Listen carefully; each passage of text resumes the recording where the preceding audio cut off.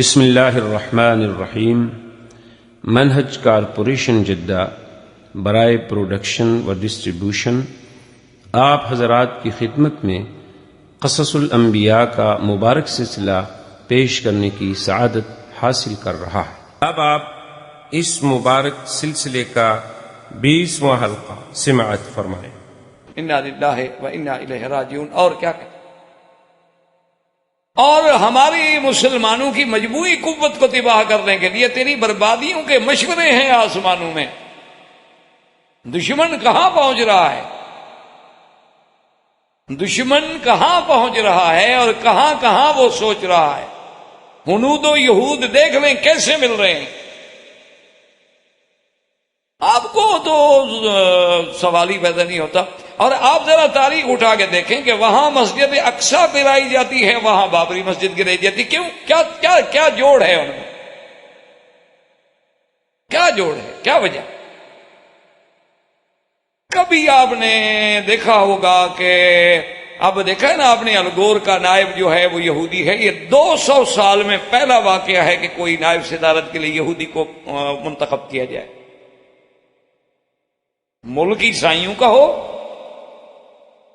قوت عیسائیت کی ہو، اور نائب صدر کے لیے آئے یہودی جو 3% ہیں اس ملک میں۔ اور قانون یہ کہتا ہے کہ جب صدر، خدا نہ کرے اللہ رحمت کرے، ہر ملک کی حفاظت کرے، ہم تو کسی کی برائی نہیں مانگتے، لیکن حالات کا شکار اگر یہ کہ حادثہ ہو جائے، صدر مر جائے، تو کون صدر ہوگا؟ نائب۔ قانون ہے، کانسٹیٹیوشن ہے۔ تو وہ تو اس طرح پورے عالم پہ یہودیت کو مسلط کرنے کے خواب دیکھ رہے ہیں، اور ہم آپس میں لڑ رہے ہیں۔ ہماری مسجد میں جناب مولوی اور مؤذن کا بھی جھگڑا ہے۔ ہمارے اہل سنت کے اندر جو جماعتیں ہیں نا، وہ گننا شروع کریں تو کم از کم مجھے تو کمپیوٹر خرید کر کے دیں تو اس پر میں جمع کر کے آپ کو بتا دوں، بتا سکتا ہوں، مطلب میں نہیں بتا سکتا۔ جو اہل سنت میں ہیں باقی کو چھوڑیں۔ اور پھر ان کے معمولی جھگڑے نہیں، کفر و اسلام کے جھگڑے ہیں۔ بڑے کھلے دل سے ایک آدمی کہہ دیتا ہے کہ جی چونکہ آپ نے امام کے پیچھے فاتحہ نہیں پڑھی، نماز نہیں ہوئی۔ وہ کیا کہہ رہے ہو؟ نماز نہیں ہوئی تو مسلمان کیسے رہا ہو؟ جب ان کی نماز ہی نہیں ہوتی اور ایک نماز کا تارک جو ہے وہ کافر ہے، تو اس کا مطلب یہ ہے کہ ہم نے گھر بیٹھے ہوئے کروڑوں مسلمانوں کو ایک مسئلے پہ کافر بنا دیا۔ یہ کوئی معمولی سی بات ہے، ایک لفظ کہہ دو بس اتنا سا کہ جی بس نماز ہی نہیں ہوتی۔ وہ خدا کے بندے سوچ کرو، سوچو کہ 50 ہجری سے یہ بات ہے، صحابہ کے زمانے سے یہ بات آ رہی ہے، تو اس دور میں بھی جو لوگ اس پہ عمل کرنے والے تھے ان کی بھی نماز نہیں ہوتی تھی۔ آپ ضرور کہیں بھی فاتحہ پڑھو، ہمیں تو کوئی تکلیف نہیں، ہم تو نہیں بگڑتے، ہم تو ناراض نہیں ہوتے، چشمے ماں روشن دل ماں شاد۔ اب امام احمد بن حنبل رحمۃ اللہ علیہ فرماتے ہیں کہ جہری میں نہ پڑھو اور سری میں پڑھو۔ اہلاً و سہلاً، تحقیق ہے، امام میں وقت ہے۔ امام ابو حنیفہ رحمۃ اللہ علیہ فرماتے ہیں کہ جب مقتدی ہے بس قراءۃ الامام لہو قراءۃ، ان کے پاس بھی ایک حدیث رسول ہے، تو ایک لفظ میں تو نہ میں کروڑوں آدمیوں کو اسلام سے نکال دوں، یعنی اسلام میں ہم لے آ تو ایک بندے کو بھی نہ سکیں، اور نکالتے ہوئے ہم کروڑوں کو نکال دیں 1 منٹ میں۔ کتنے ہمارے جتنا مولوی ہم یہاں درس دیتے ہیں، کتنے لوگوں کو ہم نے مسلمان کیا ہے، کتنے ہندو نے ہمارے ہاتھ پہ کلمہ پڑھا ہے، کتنے یہودی مسلمان ہوئے ہیں، کتنے نصرانیوں کو ہم نے دین سکھایا ہے، کتنے غیر مسلموں کو ہم اسلام کی طرف مائل کر سکے۔ یہ بڑے دکھ کی باتیں ہیں۔ جب آدمی کا بات چھٹتی ہے نا تو کیا کریں، تنہا داغ داغ شد پمبا کجا کجا نہم، کہ اتنے زخم ہیں کہ کہاں کہاں ہم مرہم رکھیں اور کہاں کہاں پٹی باندھیں۔ یہ دکھ ہے، مجبور زبان سے باتیں نکل جاتی ہیں جو ہم خود کرنا بھی نہیں چاہتے۔ تو اس لیے ہمیشہ یاد رکھیں کہ اہل کا لفظ جو ہے اصل اس کا استعمال ہی زوجہ کے لیے، اہل بیت بیویوں کے لیے ہوتا ہے۔ یعنی آج تک آپ کے محاورات جو اردو لکھنے والے لوگ ہیں نا جی، آپ جو ماشاءاللہ جس کو بڑا آپ گنگا جمنی تہذیب قرار دیتے ہیں نا جس کو، اس تہذیب میں بھی آپ لفظ عربی کا استعمال کرتے ہیں کہ جی میری اہلیہ بھی آئی ہے، یعنی آج تک یہ، حالانکہ اردو زبان ہے، آپ کے ہاں اردو ہے، تلگو ہے، آپ کے ہاں ہندی ہے، آپ کے ہاں سنسکرت ہے، آپ کے ہاں گرمکھی ہے، بڑی زبانیں ہیں آپ کے ہاں، لیکن وہاں بھی جب کوئی مسلمان کسی کو خط لکھے گا تو صاحب یہ کیا آپ کو لکھا بھی اہلیہ محترمہ کو بھی میری طرف سے سلام عرض کر. تو لفظ اہلیہ یعنی ہمارے محاورات میں بھی بیوی کے لیے استعمال ہوتا ہے. تو اب دیکھیں کہ حضرت موسیٰ علیہ السلام کے ساتھ ماں سوائے بیوی کے تو کوئی ہے ہی نہیں. اور قرآن کیا کہہ رہا ہے کہ آپ نے کیا فرمایا؟ قال لأہلہم کثوا، آپ نے اپنے اہل سے فرمایا. مراد یہ ہے کہ اہل بیت جو ہیں وہ ازواج ہوتے ہیں. اولاد تو پھر بعد کی چیز ہے، پہلے بیوی آئے گی تو بچہ پیدا ہوگا. اسی طرح یاد رکھیں کہ اصحاب پہلے ہیں، آل اور اہل تو بعد میں ہیں. ایک اہل ہو لیکن وہ مسلمان نہ ہو تو پھر کیا ہوگا؟ حضرت نوح کا بیٹا ہے، بالکل خالص صلب سے ہے، اللہ نے فَإِنَّهُ لَيْسَ مِنْ أَهْلِهِ. تو اگر کوئی آدمی پہلے حضور کا کلمہ نہیں پڑھے گا تو پھر تو اہل بیت ہونے کا کوئی مقام ہی نہیں ہے. کلمہ جب پڑھیں گے تو آپ صحابی بنیں گے، صحابی کے بعد چونکہ قرابت داری تھی تو آپ اہل بیت بھی ہیں. اصل مقام تو وہ ہے حضور کے ہاتھ میں بیعت کرنا اور اسلام لانا، ورنہ حضور کے کتنے رشتہ دار ہیں جو اسلام نہیں لے آئے. ابھی طالب چچا ہے، ابھی لہب چچا ہے، اور ابھی لہب کی بیوی ہے قرآن نے جس پہ اتنی بڑا سخت لفظ اللہ نے اتارے ہیں کہ قیامت تک پڑھے جائیں گے. تبت یدا ابی لہب وتب، اور آخر میں وامرأتہ حمالۃ الحطب فی جیدہا حبل من مسد. اس لیے ہمیشہ یاد رکھیں تو اہل سے مراد یہاں قرآن نے بتا دیا. اور اسی طرح دوسرے مقام اسر بأہلک، اللہ نے لوط علیہ السلام کو حکم دیا کہ اپنے اہل کو یعنی بیوی اور بچیوں کو لے کے نکل جاؤ، تو وہاں بھی اہل میں سب سے پہلے بیوی شامل. سیدنا ابراہیم علیہ السلام کے ضمن میں بھی آپ پڑھ چکے ہیں کہ جب فرشتوں نے آ کے خوشخبری دی تو بی بی نے کہا عجیب بات ہے، آلد انا عجوز وہذا بالی شیخا، میں بوڑھی ہو گئی، میرا خامد بھی بالکل بوڑھا ہو گیا، اب تو ہم اس عمر سے بھی گزر گئے جہاں اولاد کی توقع ہوتی ہے، اب ہمیں اولاد ہوگی. قالوا اتعجبین من رحمت اللہ برکاتہ علیکم اہل البیت. تو اہل البیت وہاں صرف ابراہیم کی بیوی ہے اور تو کوئی ہے نہیں. اب جناب آگے دیکھیں اللہ کے قرآن کو، انی آنست نارا لعلی آتیکم منہا بخبر او جذوۃ من النار لعلکم تصطلون. حضرت موسیٰ علیہ السلام نے فرمایا کہ مجھے آگ محسوس ہوئی ہے، آپ یہیں ٹھہریں، اور یہ بھی ہو سکتا ہے کہ ہمیں اس آگ پہ کوئی بندے بھی مل جائیں، کیونکہ آگ علامت ہوتی ہے نا آبادی کی، روشنی کی. وہاں کوئی بندہ مل جائے تو میں کوئی خبر بھی لے آؤں، کوئی راستے کے بارے میں بھی معلومات کر لیں کہ ہم کہاں جا رہے ہیں، اور یا میں کچھ وہاں سے آگ کا شعلہ لے کے آؤں، کچھ لے کے آؤں آگ تھوڑی، تاکہ تم لوگ بھی آگ سینک سکو اور آگ کی گرمی سے فائدہ حاصل کر سکو. اب دور سے تو موسیٰ علیہ السلام نے دیکھا کہ نار ہے، حقیقتاً تو وہ نار نہیں تھی، وہ تو نور تھا. اور اسی طرح مسلم شریف کی بھی ایک روایت مبارک میں ہے کہ یہ نور تھا یا حجاب ناری، اللہ کے حجابات ہیں، کوئی تو دیکھ نہیں سکتا. اور وہ نور اسی لیے ہمیشہ یاد رکھا کریں کہ علماء کہتے ہیں کہ نور اور نار میں شکل تو ایک جیسی ہوتی ہے لیکن فرق بڑا ہے. جیسے آپ لکھنے میں لکھیں نا شیر اور شیر، لکھنے میں تو کوئی فرق نہیں ہے نا، لیکن استعمال کرنے میں بڑا فرق ہے. کہیں شیر کو شیر سمجھ بیٹھے تو وہ تو پھر سبق پڑھا دے گا. حالانکہ دیکھنے میں اور لکھنے میں ایک چیز ہے، شیر شیر، نار نور، مادہ بھی ایک ہے، اصل بھی ایک ہے، لیکن دونوں میں جو فرق ہے وہ آسمان و زمین کا فرق ہے. اس لیے ہمیشہ یہ نہ دیکھا کریں کہ چیز کیا ہے، ظاہر کچھ ہے، حقیقت کچھ ہے، باطن کچھ ہے، اور اس کے احکام الگ ہوتے ہیں. جیسے پرواز ہے دونوں کی اسی ایک فضا میں، کرگس کا جہاں اور شاہی کا جہاں اور. ورنہ پرواز تو دونوں اسی جہاں میں کر رہے ہیں. نماز تو آپ بھی پڑھتے ہیں ہم بھی پڑھتے ہیں، لیکن ملا کی اذان اور مجاہد کی اذان اور. یہ جو ہم کرایہ دار مولوی ہوتے ہیں نا، ہماری اذانوں میں کون سا اثر رہ گیا؟ اذان تو وہ ہوتی تھی نا جب بدر میں کھڑے ہو کے بلال دیتا تھا کہ ریت ہو، دشمن سامنے ہو، پاؤں جل رہے ہوں، کسی کمک کے ملنے کی امید نہ ہو، طاقت بالکل نہ ہو، سواری نہ ہو، ہتھیار نہ ہوں، تلواریں نہ ہوں، پتہ ہو کہ ہم نے اس میدان میں کل اسی میں ہم نے اللہ جانے شہید ہونا ہے، زخمی ہونا ہے، کیا گزرنی ہے، وہاں کھڑے ہو کے کہتے ہیں اللہ اکبر، پھر پتہ لگتا ہے اور پھر اللہ کی رحمت آتی. فضائے بدر پیدا کر، فرشتے تیری نصرت کو. اب جب تک وہ نہ ہو، ہم تو جناب قالین بچھے ہوئے ہیں ماشاءاللہ، ایسی چل رہے ہیں، پھر اذان دیں تو کیوں نہ دیں، جیسے مرضی آئے دیں. اب تو امام کو بھی ضرورت نہیں پڑتی کہ سر پہ کپڑا رکھ لیں. یہ بھی نہیں آئے کہ مسئلہ سمجھا انہوں نے کہ سر سے کپڑا اتار کے پڑھانا جو ہے شاید زیادہ ثواب ہے. کیا کریں؟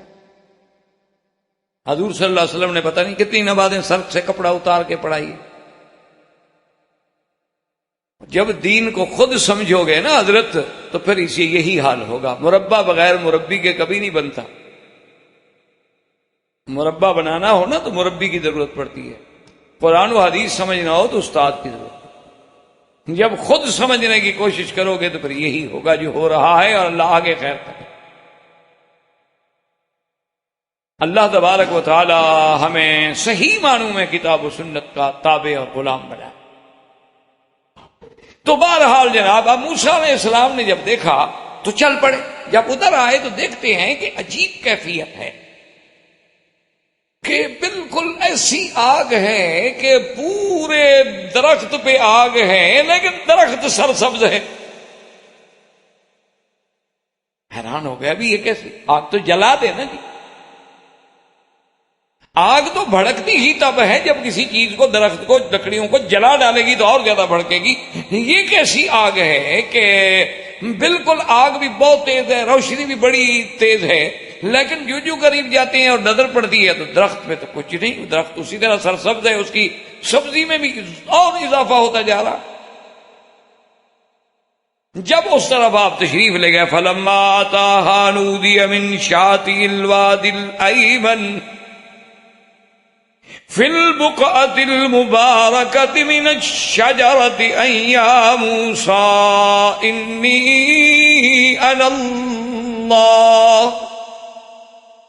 انی انا اللہ رب العالمین.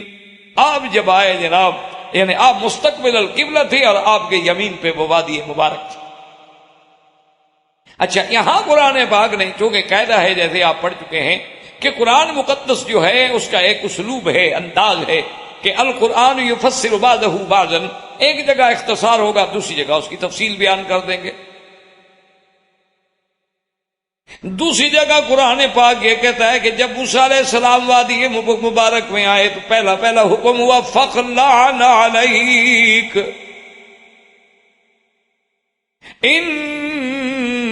انک بالوادی المقدس طویٰ.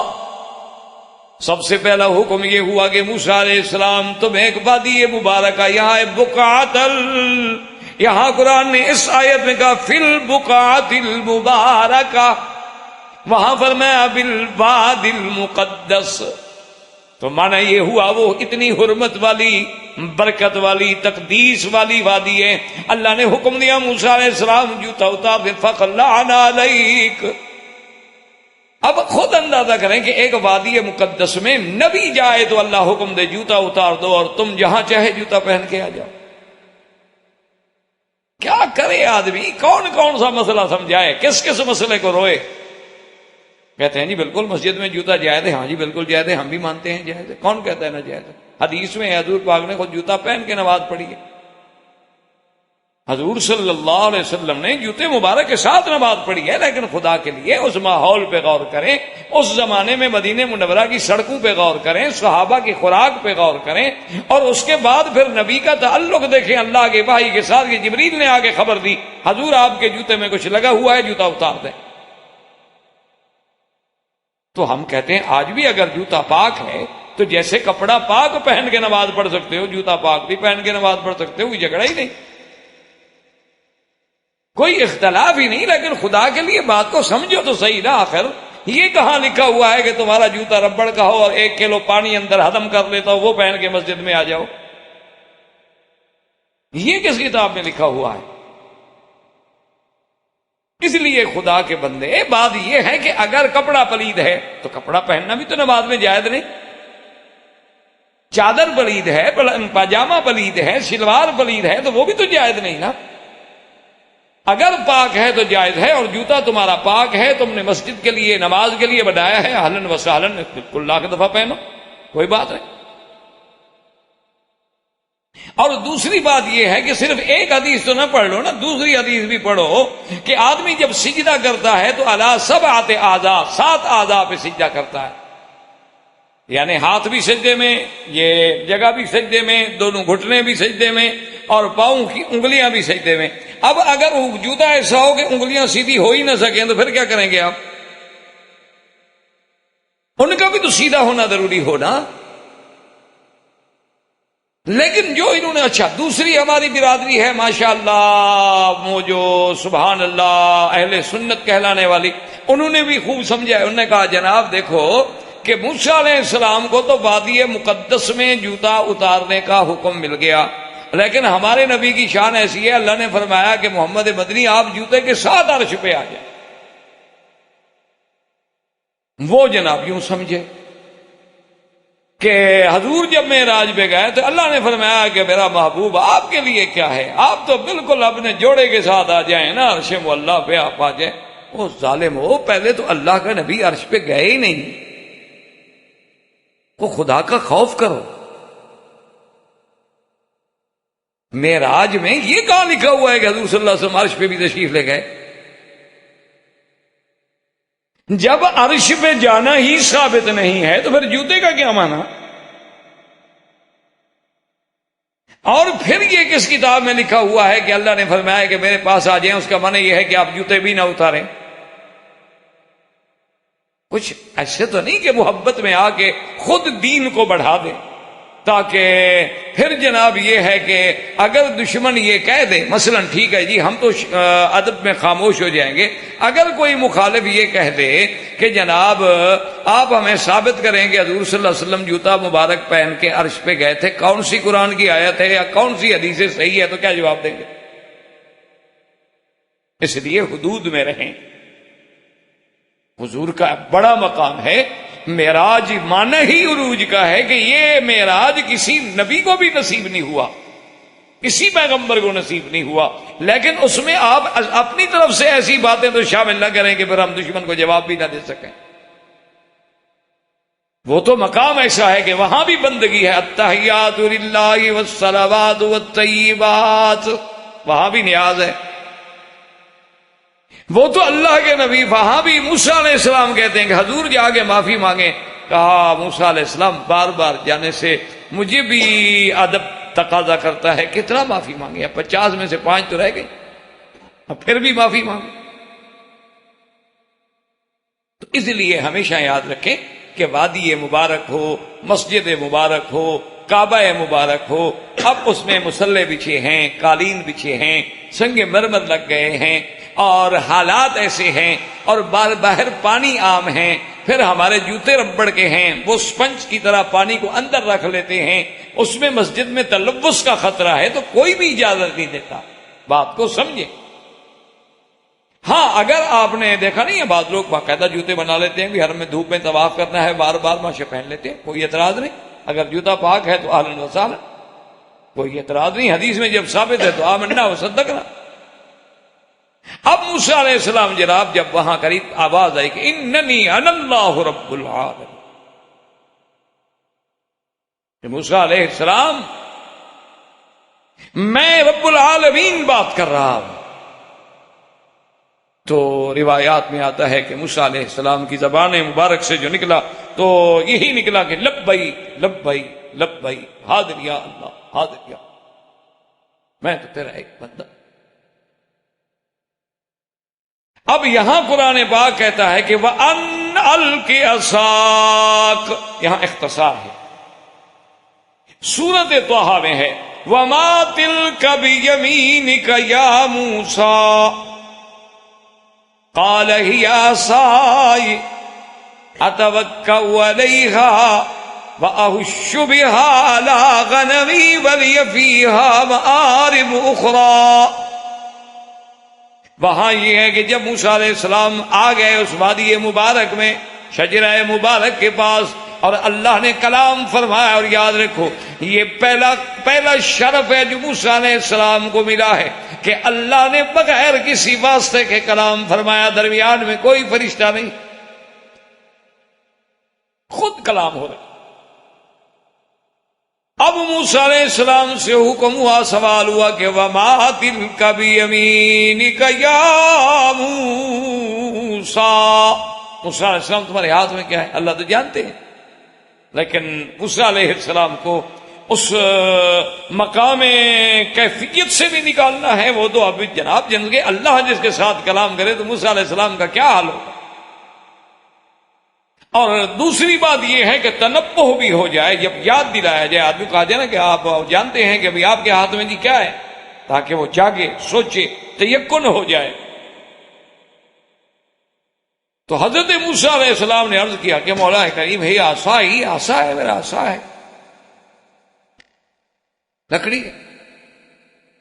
اسی لیے جیسے آپ نے قصہ یوسف علیہ السلام پڑھا ہے، تو قصہ یوسف علیہ السلام میں جو عمود ہے نا جی، یعنی جو بنیاد ہے، اور جس چیز کا یوں سمجھ لیں کہ بار بار تذکرہ ہے، وہ قمیص یوسف ہے۔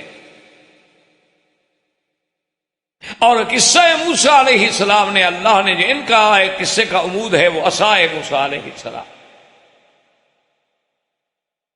اور بعض علماء نے تو یہاں تک لکھا ہے کہ یہ عصا بھی کوئی معمولی عصا نہیں تھا، بلکہ یہ حضرت آدم علیہ السلام کا عصا تھا، اور وہ حضرت شعیب تک پہنچا، اور حضرت شعیب نے حضرت موسیٰ علیہ السلام کو دیا،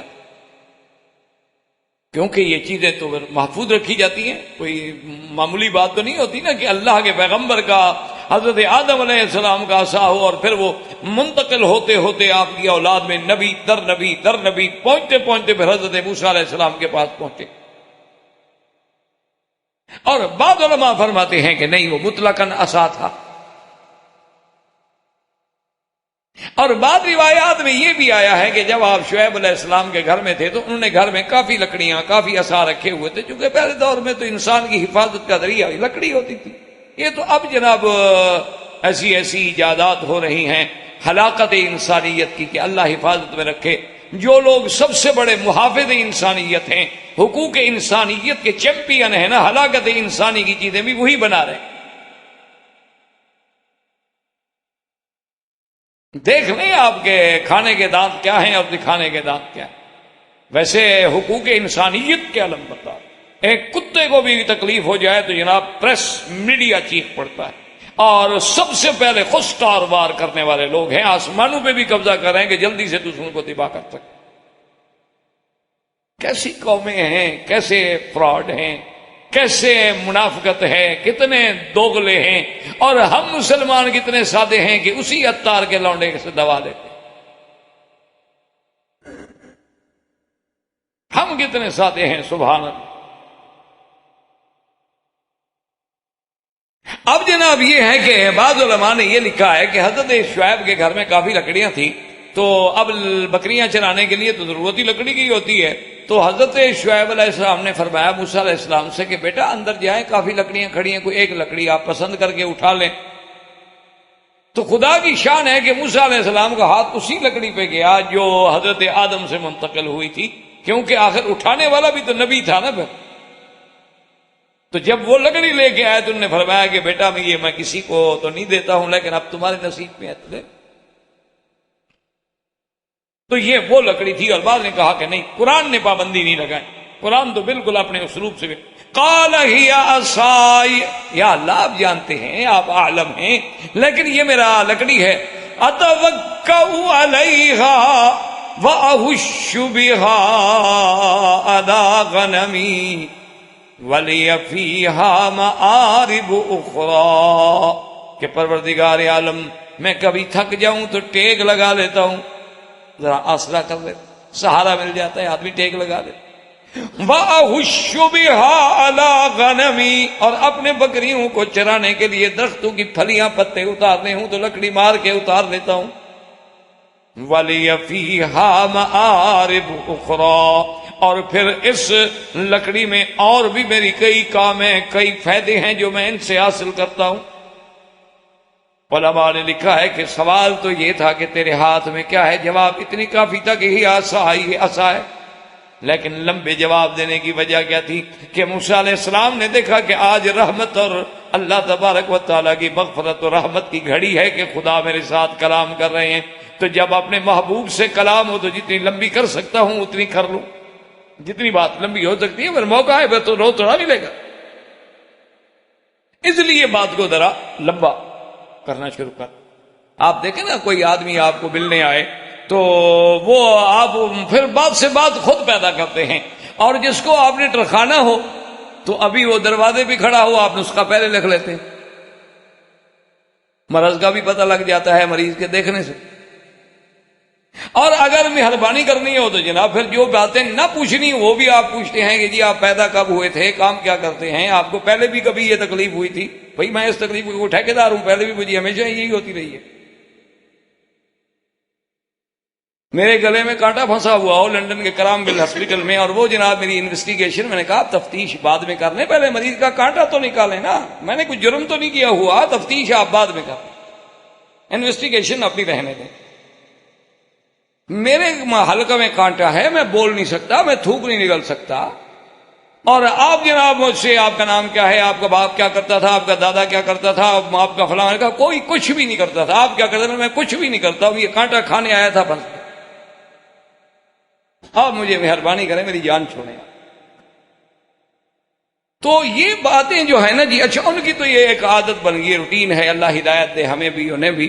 تو بہرحال لیکن موسیٰ علیہ السلام نے جب بات کی تو اس لیے کہ یہ مقام ہے رحمت خدا بندی کا مقام ہے، اس لیے حکم ہے نا کہ جب رحمت ہو نا، جب دعا مانگ رہے ہو اور دل لگ رہا ہو نا دعا مانگنے میں، تو پھر دعا اور لمبی کرو، اس کا معنی ہے کہ اب رب راضی ہے، تمہیں مانگنے کی توفیق دے رہا۔ اور جب دعا مانگ رہے ہو کہ اللہ میاں رحمت فرما دے، اور اللہ میاں ہمارے حالات ٹھیک کر دے، اور اللہ میاں ہمیں رزق عطا، پتہ کوئی نہیں کہ میں کیا مانگ رہا ہوں، تو پھر بہتر ہے کہ جلدی جلدی ختم کر دو کہ کہیں بے ادبی سے اللہ ناراض نہ ہو جائے، کہ مانگ مجھ سے رہے ہو اور قلب لاہن غافل دل کے ساتھ، برزباں تسبیح ہو در دل گاؤ خر، زبان پہ سبحان اللہ ہے، اور دل میں خیال ہے کہ میرے گدھے کا کیا حال ہوگا، اس کو کسی نے گھاس ڈالی ہوگی کہ نہیں ڈالی ہوگی۔ یہ اصول ہے کہ جب جاؤ نا، اچھا دیکھو نا، کبھی کبھی آپ کو بھی تجربہ ہوا ہوگا کہ آپ ملتزم پہ جائیں، مقام ابراہیم پہ جائیں، حتیم میں جائیں، طواف کریں اور آپ دعا کریں تو آپ کا دل لگتا ہے، آپ کا شوق ہوتا ہے میں اور کر لوں، اور کبھی یہ ہوتا ہے یار یہ شروع کر دیا اس کو پورا کر لوں۔ اس لیے جب دل لگے نا سمجھو کہ یہ رحمت کی گھڑی ہے، اللہ کہتا ہے میرے بندے مانگ، میں آج دینے پہ راضی ہوں تجھے، اسی وقت سے فائدہ اٹھایا کر، وہی تو وقت ہوتا ہے لینے کا۔ بادشاہ ہر وقت تو راضی نہیں ہوتے نا، بادشاہ تو بادشاہ ہوتے ہیں، مطلب وہ تو بادشاہوں کا بادشاہ ہے، پکارتے رہو مرضی اس کی نہ سنے۔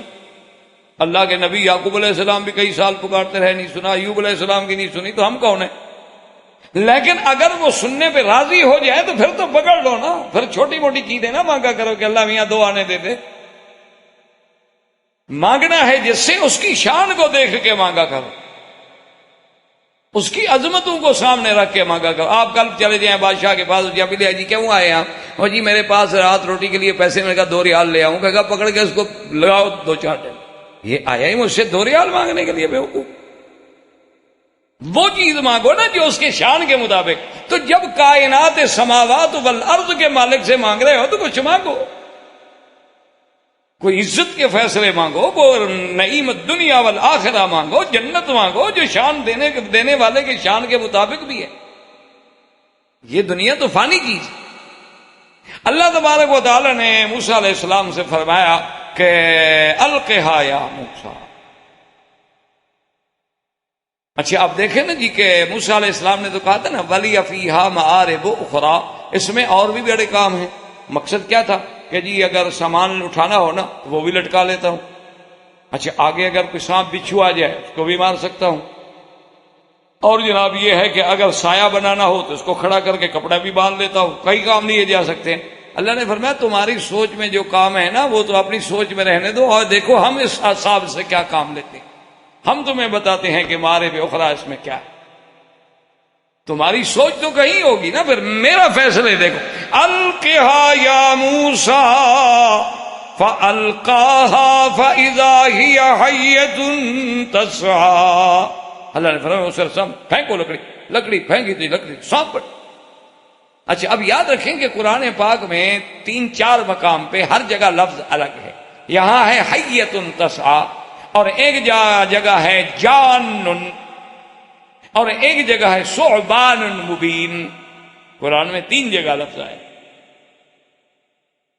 کأنہا جان ولا مدبرا، اور دوسری جگہ ہے کہ فإذا ہی ثعبان مبین. تو اب یاد رکھو کہ ثعبان مبین جان نہیا تو فرق ہے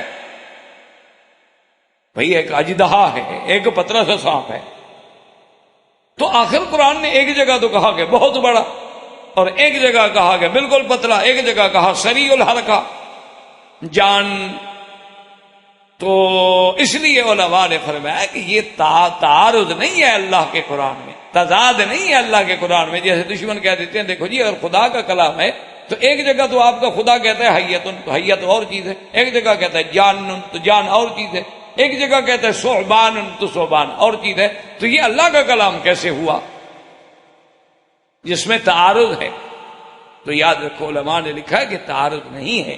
اصل بات یہ ہے کہ کیفیت بھی الگ الگ ہے نا. ایک کو وہ وقت ہے جب موسیٰ علیہ السلام نے عصا ڈالا، ایک وہ وقت ہے کہ جب فرعون کے سامنے عصا ڈالا، ایک وہ وقت ہے جب جادوگروں کے سامنے عصا ڈالا. تو حالات اور وقت کے مطابق جیسے ضرورت تھی، سانپ تو لکڑی تو وہی تھی لیکن کیفیات اس کی مختلف ہو. اور بعض علماء کرام نے لکھا ہے کہ چاہے وہ بڑا ہو لیکن خفت میں، حرکت میں ایسے تیز تھا جیسے پتلا ہو. یعنی ایک چیز بعض اوقات ایک موٹا سانپ ہے، ہل نہیں سکتا، پڑا ہوتا ہے، لیکن بعض موٹا بھی ہے اور سریع الحرکت بھی ہے. اس میں یہ ساری صفتیں تھیں. اچھا اب موسیٰ علیہ السلام نے دیکھا تو جناب اللہ بھاگے خوف کے مارے، کیونکہ یہ خوف فطری ہے، تقاضا انسانی ہے. بشریت انسانی کا تقاضا ہے کہ جب آپ سانپ دیکھیں گے تو کوئی یہ تھوڑا ہے کہ آپ بڑے سے بڑا بہادر آدمی کیوں نہ ہو گھبرا جائے. موسیٰ علیہ السلام جب بھاگے تو اللہ نے فرمایا موسیٰ علیہ السلام بالکل نہ گھبرائیں.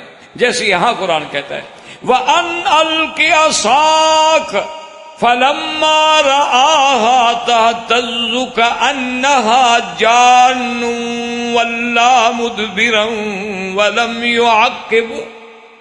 جب دیکھا نا سانپ حرکت کرنے والا تو ایسے دوڑے کہ پیچھے مڑ کے بھی نہیں دیکھا. اللہ کہتا ہے ولم یعقب، پیچھے بھی نہیں دیکھا کہ کیا ہے، بس دوڑ رہے ہیں کہ دیکھنے میں بھی وقت ضائع نہ ہو جائے، وہ آ جائے. تو اللہ پاک نے حکم فرمایا کہ یا موسیٰ اقبل ولا تخف انک من الآمنین. اللہ نے فرمایا موسیٰ علیہ السلام لوٹاؤ، ڈرو نہیں، بالکل نہ ڈرو، گھبراؤ نہیں، اور پکڑو سانپ کو، پکڑ لو. اچھا بعض روایات میں ہے کہ موسیٰ علیہ السلام نے پہلے تو کپڑا لپیٹا کہ کیسے پکڑوں، پھر اس کی دم سے پکڑوں، درمیان سے پکڑوں. یہ سب اسرائیلی روایات ہیں. جب اللہ نے کہا کہ پکڑ لو موسیٰ علیہ السلام پکڑ، اور جب پکڑ لیا تو پھر عصا بن گئی. اب کھڑے حیران یہ کیا ہو. ابھی اس پریشانی میں یعنی یہ حیرت جو تھی وہ ابھی دور نہیں ہوئی کہ اللہ نے فرمایا اسلک یدک فی جیبک، اسلک یدک فی جیبک تخرج بیضاء من غیر سوء.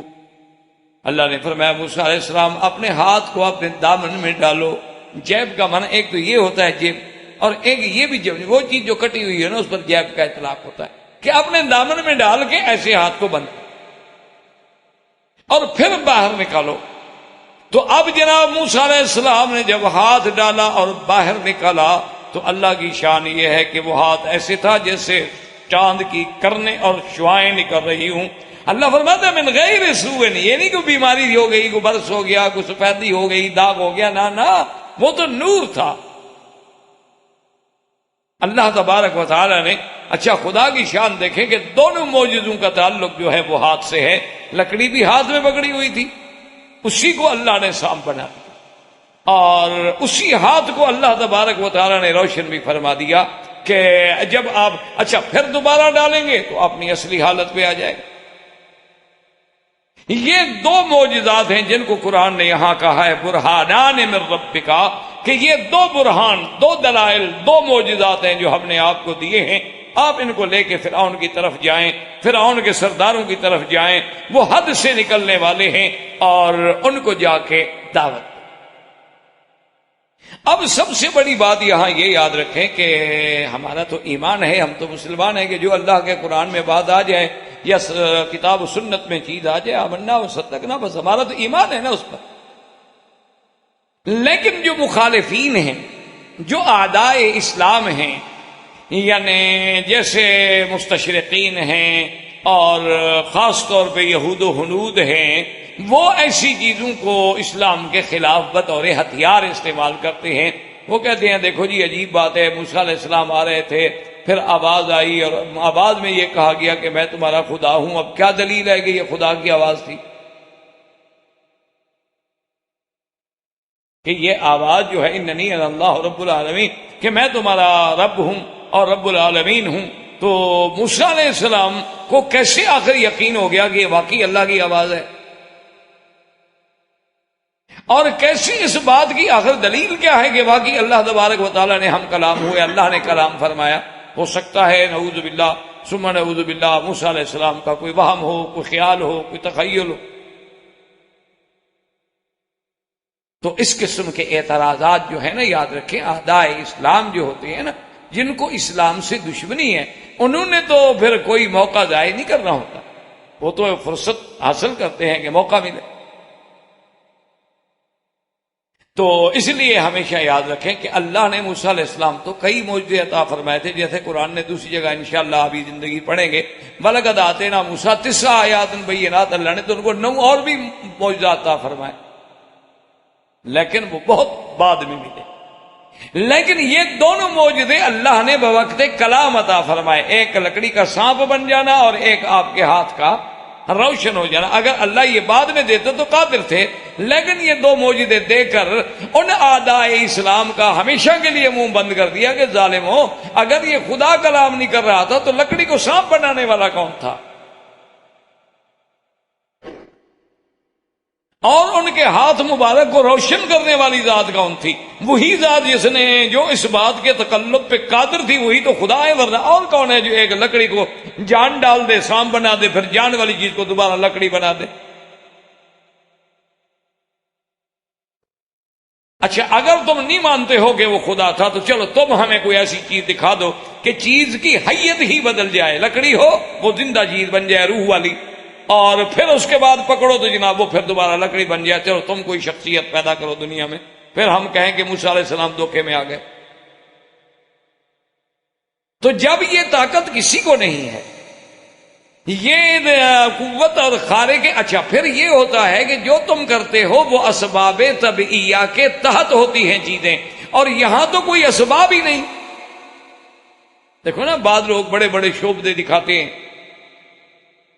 یا ایسے آپ نے دیکھے ہوں گے پامسٹ کے آپ کا ہاتھ دے کر آپ کو حالات بتا دیتے ہیں، چلو پھر بھی کوئی ہاتھ دیکھتے ہیں نا، ہاتھ پر کچھ نہ کچھ لکیریں تو ہیں نا، یہ الگ بات ہے کہ ہم ان کو جائز نہیں سمجھتے، لیکن اللہ نے کوئی چیز بے فائدہ یا بیکار تو نہیں پیدا فرمائی۔ یہ تو پھر بھی اسباب کی بات ہو گئی، ما تحت الاسباب۔ کمال تو یہ ہے کہ خارق عادت ہے اور کوئی اسباب نہیں۔ اللہ نے فرمایا کیا؟ انہوں نے کہا دیا سائے، فرمایا ڈال دو، ڈال دیا، سانپ بن گیا۔ اچھا خذھا ولا تخف سنعیدھا فی سیرتھا الاولی، اٹھا لو نہ ڈرو، اور پھر اسی طرح ہو جائے گا جیسے پہلے تھا، اسی طرح ہوگی۔ اچھا اللہ نے حکم دیا اپنے جیب میں ڈالو، ہاتھ کو ڈال دیا، نکالا وہ پھر ڈال دیا، ٹھیک ہو گیا۔ تو یہ سب سے بڑی ان دو معجزات کا، برہان کا، دلائل کا موسیٰ علیہ السلام کو ملنا جو ہے، یہی دلیل تھی کہ ہم کلام ہونے والا جو ہے وہ رب العالمین۔ اور اس کے بعد اللہ نے حکم دیا کہ موسیٰ علیہ السلام انی اصطفیتک، ہم نے آپ کو اپنی رسالت کے لیے چن لیا، اب آپ میرے رسول ہیں، میرے نبی ہیں۔ جیسے دوسرے مقام پہ تھے وَاسْتَنَعْتُكَ لِنَفْسِي، ہم نے چن لیا آپ، اور جائیں۔ انہوں نے کہا اللہ میاں میں تو بالکل آپ کے حکم پہ حاضر ہوں، لیکن میرے کچھ معروضات ہیں، جیسے کہ قرآن نے اس جگہ بیان کیا قَالَ رَبِّ إِنِّي قَتَلْتُ مِن نَفْسًا فَأَخَافُ أَن يَقْتُلُونَ، اللہ میاں میں نے ان کا ایک بندہ مارا تھا، جو میں نے آمدن تو نہیں مارا آپ جانتے ہیں، لیکن بہرحال ان کا بندہ تو مر گیا تھا، تو اس کے ضمن میں میں ڈرتا ہوں کہ میں، چلو میرا تو ارادہ تھا مصر جاؤں، لیکن اب سیدھا فرعون کے پاس جاؤں تو مجھے اسی میں نہ پکڑ کے قتل کر دے۔ اور دوسری بات یہ ہے میرا اللہ کہ میری زبان جو ہے وہ اتنی فصیح نہیں ہے، کیونکہ وہ لکنت آ گئی تھی نا انگارہ رکھنے سے۔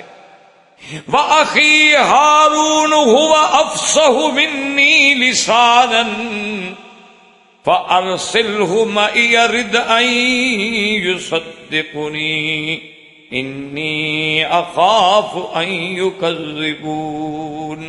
اور میرا اللہ آپ جانتے ہیں کہ میرا بھائی جو ہے حضرت ہارون علیہ السلام بڑا فصیح اللسان ہے، خطیب ہے، اور کوئی تو ہو میری تصدیق کرنے والا، میں ڈرتا ہوں وہ تو مجھے جھوٹا کہیں گے، تم کیسے نبی بن گئے۔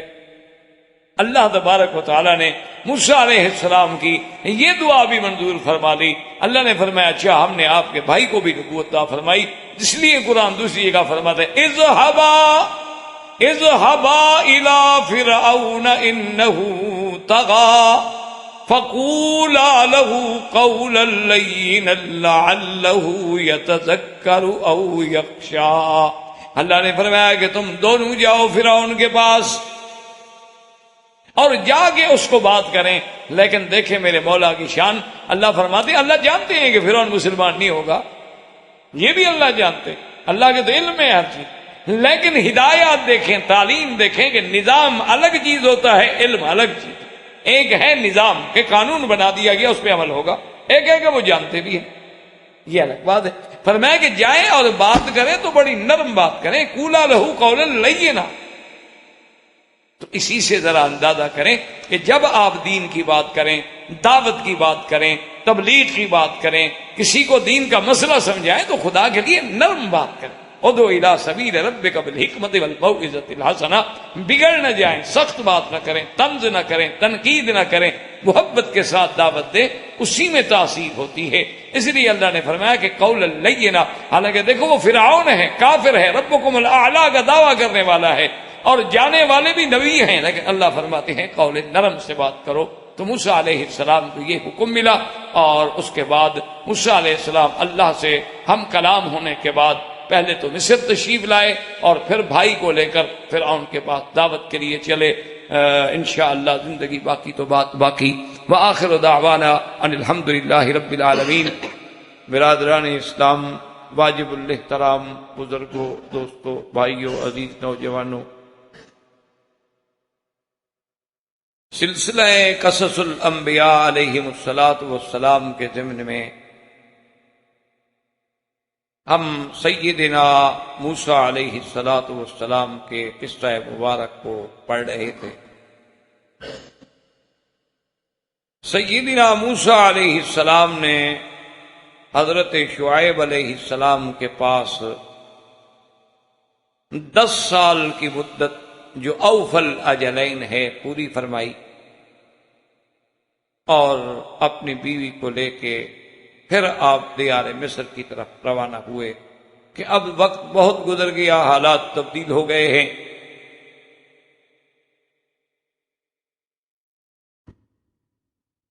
تو سیدنا موسیٰ علیہ السلام جو ہیں راستے میں تھے،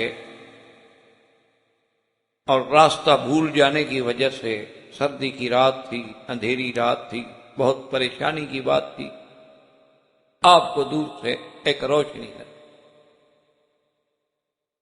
آپ جب اس جگہ پہنچے تو اللہ تبارک و تعالی نے حکم فرمایا کہ فخلع نعلیک انک بالواد المقدس طوی، کہ موسیٰ علیہ السلام اپنے جوتے اتار دو، ایک وادی مقدس۔ اور اللہ تبارک و تعالی نے موسیٰ علیہ السلام کو شرف کلام بخشا،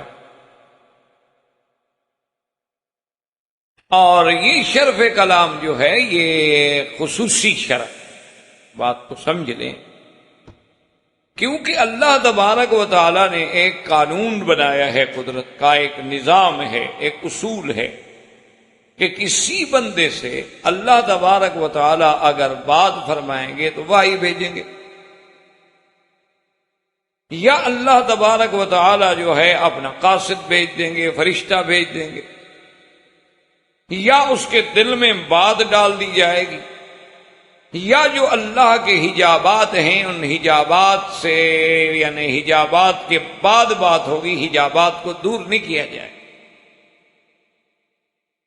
ما کان لبشر ان یکلمہ اللہ الا وحیا او من وراء حجاب او یرسل رسولا، یا تو اللہ تبارک و تعالی بات فرمائیں گے تو وحی، یا من وراء حجاب، یا اللہ اپنا ایک رسول ملک فرشتہ بھیجتے ہیں، اور وہ فرشتہ انسانی شکل میں آ کے اللہ کے نبیوں سے مخاطب ہوتا ہے اور اللہ کا کلام پہنچاتا ہے۔ لیکن جب اللہ تبارک و تعالی دل میں بھی بات نہ ڈالیں، فرشتہ بھی نہ بھیجیں، اور اللہ براہ راست بندے سے مخاطب ہوں، تو یہ بڑا شرف ہے، عظیم ہے کہ اللہ نے بغیر واسطہ ملک کلام کرا۔ اسی لیے آپ کا لقب جو تھا وہ کلیم اللہ، جیسے سیدنا اسماعیل کی اور محاسن کی کوئی کمی تو نہیں ہے، لیکن لقب بنا ذبیح اللہ۔ سیدنا ابراہیم کی بڑی شان ہے، لیکن ان کی قربانیاں اور خلت کے صلے میں انہیں لقب ملا خلیل اللہ۔ تو سیدنا موسیٰ علیہ السلام کا جو لقب ہے وہ ہے کلیم اللہ۔ تو یہ بہت بڑا عظیم ہے۔ اب یہ بات ہمیشہ یاد رکھیں کہ مستشرقین جو ہیں اور جتنے یعنی یہود و نصارہ کے اصحاب قلم ہیں، لکھنے والے لوگ ہیں، یا ہندو میں ہیں، یعنی اسلام کے علاوہ جو مذاہب ہیں، ان میں جو لوگ ہوتے ہیں اصحاب قلم ہوتے ہیں، لکھنے والے ہوتے ہیں، رائٹر ہوتے ہیں، ان کے تھنکر ہوتے ہیں، ان کے پروفیسر ہوتے ہیں، تو وہ اسلام کے خلاف کوئی موقع جو ہے وہ ضائع نہیں کرتے، وہ اس تلاش میں ہوتے ہیں۔ اور اس کا بدقسمتی سے ہماری جو نوجوان پود ہے، جو جیل جدید ہے، وہ بھی ان سے زیادہ تاثر لیتی، یہ ہماری بدقسمتی۔ ویسے بھی آپ دیکھ لیں، آپ یعنی انڈو پاک کو تو سمجھتے ہیں، زیادہ دور نہ بھی جائیں تو اپنے اپنے ملکوں کو تو ہر آدمی سمجھتا ہے، یعنی آپ دیکھ لیں کہ بھئی وہاں پر آج بھی جو انگریزی بولنے والے کی قدر و منزلت ہے وہ اپنی زبان بولنے والے کی نہیں۔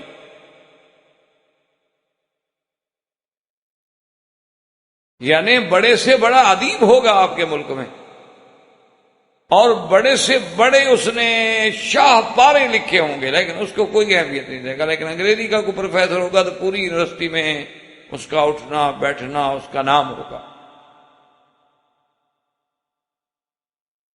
اور دشمن کی تخطیط ایسی ہے کہ ذریعہ تعلیم اس نے پورے ان ملکوں میں جہاں جہاں اس نے تسلط اپنا قائم کیا، جہاں جہاں استعمار پہنچا، اس نے سب سے بڑا جو چالاکی کی وہ یہ ہے کہ ذریعہ تعلیم جو ہے وہ انگریزی رکھا۔ پوری ملک کے نظم و نسق کو چلانے کے لیے ایڈمنسٹریشن جو ہے اس کا جو طریقہ کار ہے وہ انگریزی میں رکھا۔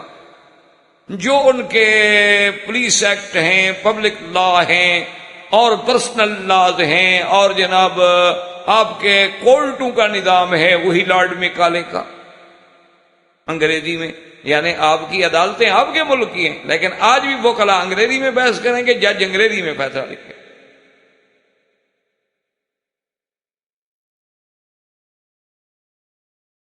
اس طرح یعنی اس استعمار نے ہمارے اوپر تسلط کیا ہے کہ آج ہم ہزار کہیں کہ ہم آزاد ہیں، ہم آزاد نہیں ہیں۔ آج ہم بڑے دھڑلے سے کہتے ہیں ہمارے ملک آزاد ہے، غلط بات۔ جب تک آدمی فکری طور پر آزاد نہ ہو، جب تک آدمی روحانی طور پر آزاد نہ ہو، وہ آزاد نہیں کہلاتا۔ ایک گھر علیحدہ بنا لو تو کیا آزاد ہو گئے؟ گھر علیحدہ بنانے سے تو آزادیاں نہیں ملتی۔ تو یہ ہماری دراصل بنیادی بدقسمتی ہے، ورنہ اور بھی ملک ہیں۔ ابھی آپ جرمنی کو دیکھ لیں، جاپان کو دیکھ لیں، چین کو دیکھ لیں، فرانس کو دیکھ لیں، وہ نہیں انگریزی بولتے، جاننے کے باوجود نہیں بولتے۔ ان کے بعد انگریزی زبان میں بڑی بڑی ڈگریاں ہوتی ہیں لیکن نہیں بولتے، کہتے ہیں کیوں؟ ہماری زبان نہیں ہے۔ لیکن ایک ہم ہیں غلام در غلام۔ کبھی ہم پہ کفر نے، انگریز نے سرداری کی، کبھی ہندو نے سرداری کی، کبھی سکھوں نے سرداری کی، کبھی اپنوں نے سرداری کی۔ ہم ہر حال میں غلام ابن غلام ابن غلام رہے۔ تو پھر غلاموں کے مقدر میں تو یہی ہوتا ہے جو ہمارے ساتھ ہو رہا ہے۔ تو اس لیے ہمارا جو جیل جدید ہے ان کو بھی بدقسمتی سے یعنی یہ دماغوں میں بیٹھ گیا ہے کہ وہ بھی ان کی کتابیں پڑھ کے تاثر لیتے ہیں۔ یعنی آپ یقین فرمائیں کہ میں قرآن پاک کی تفسیر پڑھانے کے لیے سیدنا موسیٰ علیہ السلام کے واقعہ مبارک پر اللہ مجھے توفیق دے، میں ایک سال بھی انشاءاللہ درس دے سکتا ہوں، لیکن آپ کے ہاں اس کا کوئی کمال نہیں ہوگا اگر میں کہوں کہ مسٹر گبن نے یہ لکھا ہے، شیکسپیئر نے یہ لکھا ہے، کہیں گے یہ مولوی پڑھا لکھا۔ اب اس سے بڑی بدقسمتی کیا؟ یعنی جو اللہ کی زبان نہیں، جو رسول کی زبان نہیں، جو قرآن کی زبان نہیں، جو اسلام کی زبان نہیں، وہ اگر میں بات کر لوں ایک جملہ ٹوٹا پھوٹا بھی تو کہیں گے یہ اچھا پڑھا لکھا۔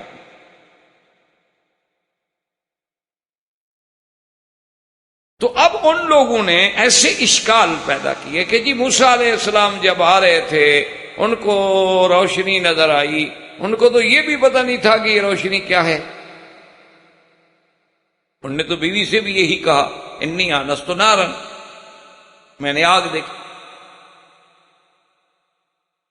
اور جب قریب آئے تو پھر آواز آئی کہ فغلانا علیک، جوتے اتارو، انک بالوادی المقدس طویٰ۔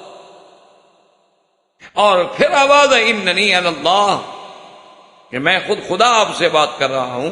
تو کہتے ہیں کیسے پتا ہے کہ خدا بات کر رہا ہے؟ کہتے ہیں اس پر دلیل کیا ہے کہ وہ واقعی خدا بات کر رہا تھا؟ کہتے ہیں دیکھیں اسے مولویوں نے آپ کے دماغوں کو ہپنوٹائز کیا ہوا ہوتا ہے، آپ کی آنکھوں کو مسمرائز کیا ہوتا ہے، کہہ دیتے ہو نا کوئی بات ہے، ایک آدمی ہے جنگل میں خود راستہ بھول گیا، اسے تو یہ بھی پتہ نہیں کہ نور ہے یا نار ہے، اس کو کیسے پتہ چل گیا کہ واقعی اللہ نے میرے ساتھ بات۔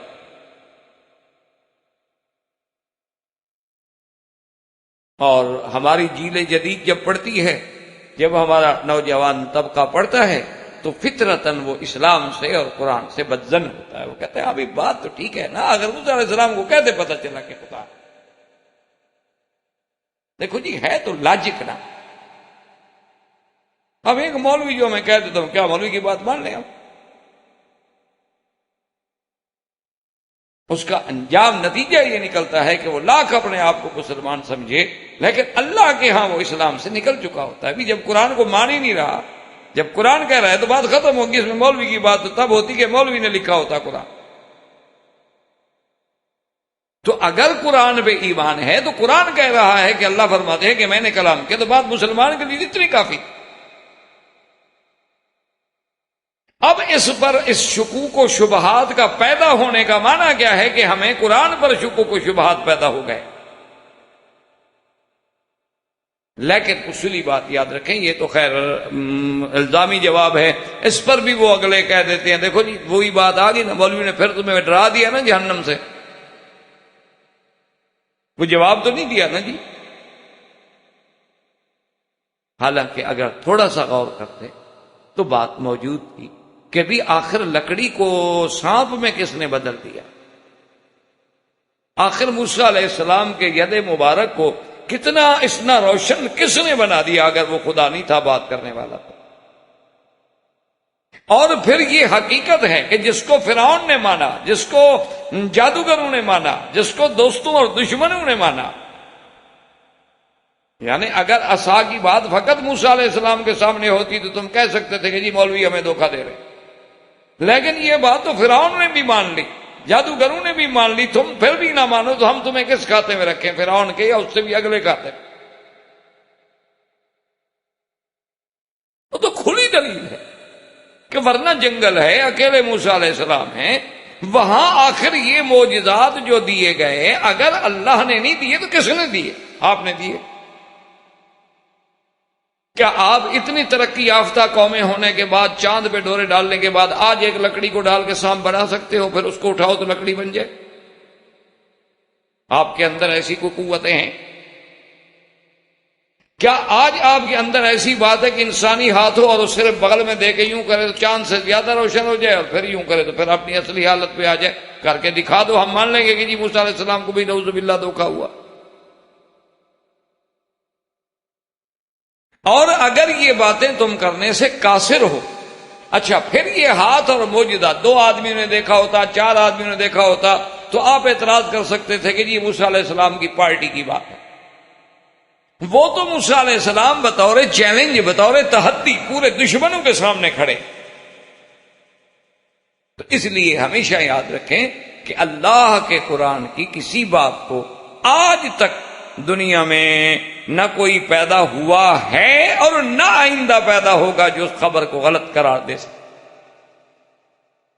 ایک بات جو قرآن نے کہی ہو، آپ پوری دنیا زور لگا کے بتلا دیں گے جی وہ غلط ہے۔ مثلا قرآن پاک نے فرمایا کہ قوم عاد کو ہم نے ہوا بھیج کر ہلاک کیا، بتا دیں گے جی ہوا سے ہلاک نہیں ہوئے، کسی اور چیز سے ہلاک ہوئے، ثابت کریں۔ آپ اگر ہم سے دلائل مانگتے تو آپ ہمیں بھی تو دلیل سے بات کریں نا ہمارے ساتھ۔ اللہ فرماتے ہیں کہ ہم نے قوم اما سمود فاہلکوا بالطاغیہ، ہم نے ان کو ایک ایسی، اور ایک جگہ آتا ہے صیحہ کہ جبریل علیہ السلام نے آواز لگائی اور سب مر گئے۔ تم کہتے ہو کہ نہیں مرے، کسی اور بلا سے مرے تھے، وہاں ہم نے ان کو کوئی دوائی کھلائی تھی مر گئے تھے، تو آپ ثابت کریں۔ اللہ فرماتے ہیں کہ ہم نے قوم لوط کو جو مارا ہے تو جعلنا علیہا سافلہا، ہم نے ان کی بستیوں کو اٹھا لیا اور وہ جو ہے پھر الٹا کر دیا گیا، پھر اوپر سے پتھر برسائے گئے۔ اگر اس طرح نہیں مرے آپ ثابت کریں کہ نہیں جی قرآن کی خبر نعوذ باللہ غلط ہے۔ قرآن کہتا ہے کہ اصحاب فیل کو ہم نے حجارہ سے ختم کیا، آپ ثابت کریں گے جی نہیں ختم کیا، ہاتھیوں کو ہم نے جا کے مارا تھا۔ کوئی بات تو ثابت کرے نا کہ قرآن نے جو خبر دی ہے، چاہے وہ زمانہ ماضی کے بارے میں، چاہے وہ زمانہ حال کے بارے میں، چاہے وہ اقوام و ملل کے بارے میں، چاہے وہ کسی پیشین گوئی کے بارے میں، ایک بات غلط ثابت کر۔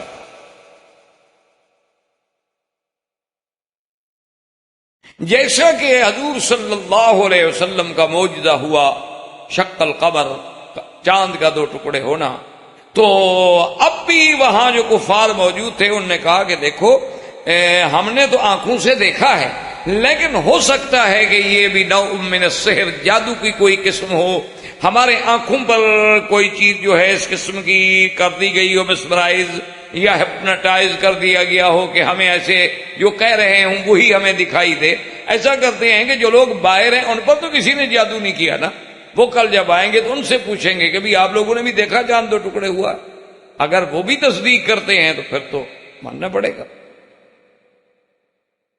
اور دوسری بات یہ ہے کہ چلو حضور صلی اللہ علیہ وسلم سے پوچھتے ہیں کہ جناب ہمارا ایک قافلہ جو ہے وہ تجارت کے لیے گیا ہوا تھا بیت المقدس، اور وہ قافلہ جو ہے وہاں سے چل پڑا ہے، آپ نے وہ دیکھا کہاں تھا؟ کیونکہ آپ فرماتے ہیں میں براق پہ گیا ہوں تو اس کا مطلب ہے کہ راستہ پر یہی ہے۔ ہمارا قافلہ اونٹوں پہ گیا، اگر آپ جاتے ہوائی جہاز سے پھر تو ٹھیک ہے کہ آپ نے نہیں دیکھا۔ تو یہ جا کے ہم چیلنج کر دیتے ہیں حضور صلی اللہ علیہ وسلم کو. تو حضور صلی اللہ علیہ وسلم کی خدمت میں آئے, آ کے پوچھا. آپ نے فرمایا کہ ہاں وہ قافلہ میں نے دیکھا تھا اور وہ قافلہ فلاں جگہ تھا, بلکہ جب قافلے والے آ جائیں تو ان سے تصدیق کر لینا میرے جانے کی کہ میری سواری جب گزری تو ان کا ایک اونٹ جو تھا وہ بدکا اور ان پر فلاں بندہ جو بیٹھا تھا وہ گر گیا اور اس کی ٹانگ بھی ٹوٹ گئی. آپ پریشان کہ دیکھتے ہیں جی اتنی تفصیل سے خبر. جب قافلہ آ گیا پوچھا, انہوں نے کہا ہاں جی بالکل ٹھیک ہے, ایسے کوئی تیز رفتار چیز گزری, ہمارا اونٹ ڈر گیا, میں گر گیا, میری ٹانگ بھی ٹوٹ گئی, اور تھا بھی میں فلاں جگہ جو جگہ حضور نے بتائی تھی. تو اب اگر کوئی چیلنج کرے کہ نعوذ باللہ نہیں جناب یہ بات ہم نہیں مانتے, تو پھر تو وہ کوئی عقل کا اندھا ہوگا, یا ہم کہہ دیں گے کہ وہ کوئی معاند ہوگا, کوئی ضدی ہوگا. ہاں ایک بات ہوتی ہے کہ کوئی آدمی ایسی بات ہم سے منوانا چاہے کہ آج ہزاروں سال کے بعد وہ کہے کہ ہمارا دیوتا, ہمارا بھگوان جو ہے اس نے دودھ پینا شروع کر دیا ہے, تو یہ اچھمبے والی بات ہو سکتی ہے. یہ بات تو ہو سکتی ہے قابل چیلنج. یہ بات تو ہو سکتی ہے کہ یار اتنے عرصے کے بعد تمہارے دیوتا کو بھوک لگی, اور پھر تمہارا دیوتا, لوگ بڑے ہوتے ہیں 1000 سال میں اتنی ترقی کی کہ ابھی بھی دودھ پینے والا بچہ ہے, ابھی تو وہ خود انگلی پکڑ کے چلنے کا محتاج ہے, تمہیں کیا راستہ دکھائے گا. یہ بات تو قابل چیلنج ہو سکتی ہے, لیکن قرآن کی کوئی بات چیلنج نہیں کر سکتے آپ. قرآن تحدی کر چکا ہے کہ کسی میں جرت ہے تو آؤ میرے مقابلے. اور وہ چیلنج حضور کے زمانے میں نہیں تھا, اب بھی ہے. یعنی آپ بڑے سے بڑا جینیس آدمی لے آئیں, اتنی کتاب جو ہے نا وہ اور کوئی کتاب یاد کر کے ہمیں دکھا دیں. چلو اور زیادہ لمبی چوڑی بحثوں میں ہم نہیں جاتے کہ 30 پارے کے برابر کوئی کتاب جو اس کو پسند ہو, اسے ناول پسند ہے ناول یاد کر لے, اسے کسی کا شعر و شاعری پسند ہے تو کوئی دیوان یاد کر لے, اسے ڈاکٹری سے بڑی دلچسپی ہے تو اتنی بڑی کتاب کوئی ڈاکٹری کی حفظ کر لے اور 2 رکعت نماز پڑھ کے کھڑے ہو جائے, ہمیں سنا دے الف سے یہ تک. چلو 15-20 غلطیاں بھی معاف. ہم اس کے مقابلے پہ آپ کو 7 سال کا بچہ کھڑا کر کے پورا قرآن سنوا دیتے ہیں,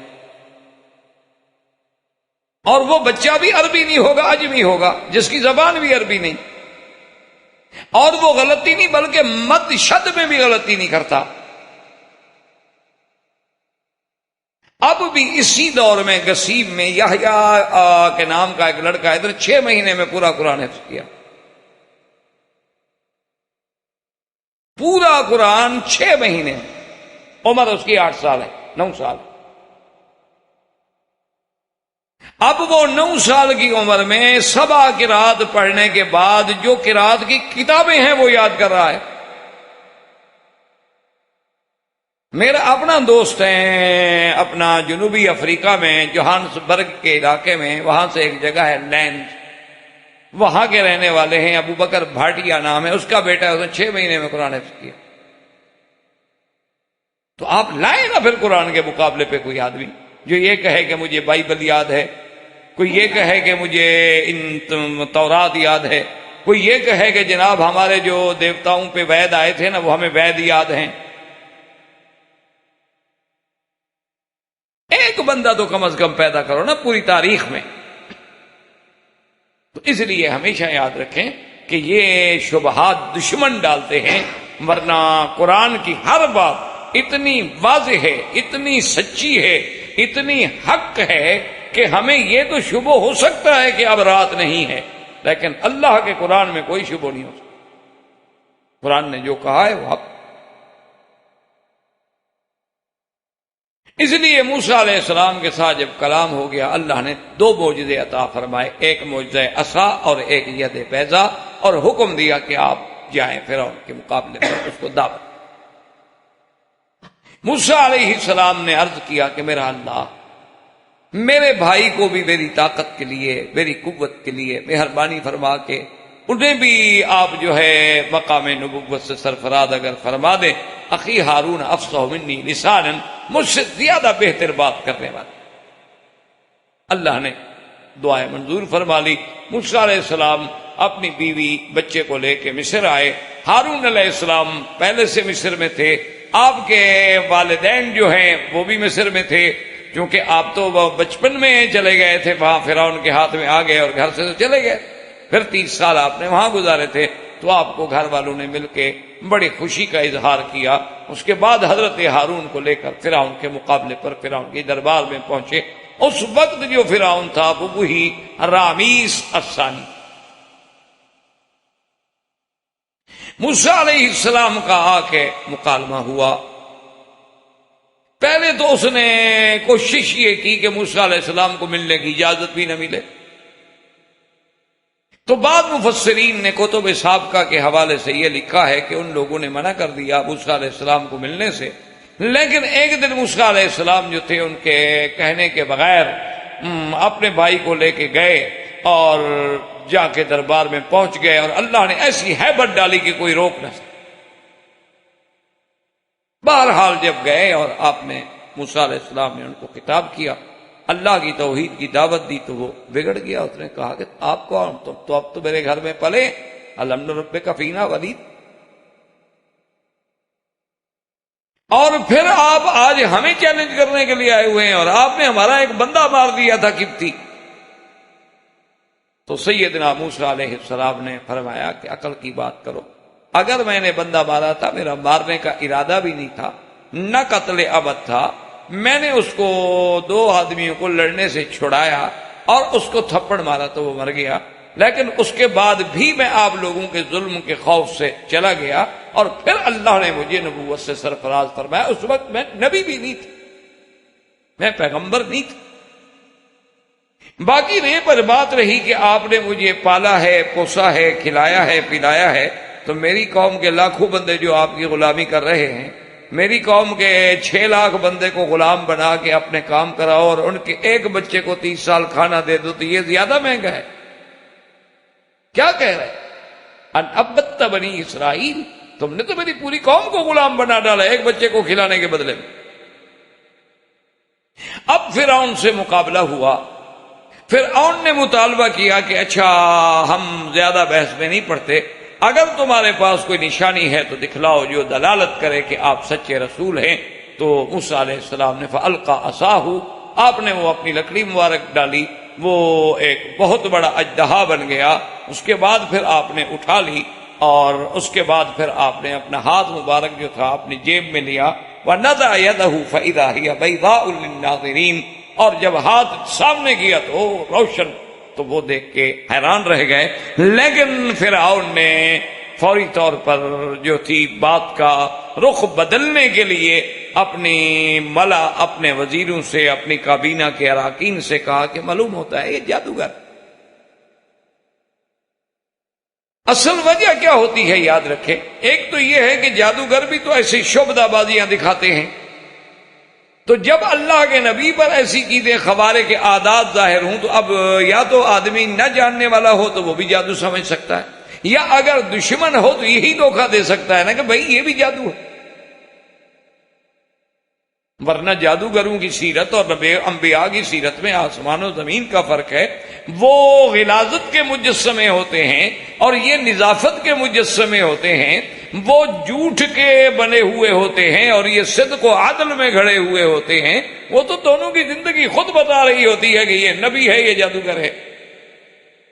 اب ایک 12 سال کے بچے سے بھی پوچھو مرزا غلام احمد قادیانی کے بارے میں، وہ آپ کو بتا دے گا کہ یار یہ نبی نہیں ہو سکتا۔ ایک آنکھ سے ایسا ہے، پھر ساری زندگی انگریزوں کا عرضی نویس رہا ہے، عدالت کے باہر بیٹھ کے درخواستیں لکھا کرتا تھا۔ یہ تو عام آدمی ہے، یہ کیسے نبی بن گیا؟ کوئی خصوصیت نہیں، کوئی اس کے اندر وصف نہیں، کوئی ایسی صفت نہیں جس سے کم از کم کوئی ایک نمایاں بندہ تو پہچانا جائے، اس میں کوئی نمایاں ہونے کی حیثیت تو ہو نا جی۔ تو بہرحال یہ ہے کہ اس نے فرعون نے فوراً یہ بات اختیار کی، انہوں نے کہا کہ یہ جادوگر ہیں اور بتائیں کہ کیا کریں۔ انہوں نے کہا ارجہ واخاہ، انہوں نے کہا کہ ان کو چھوڑ دیں، کچھ نہ کہیں۔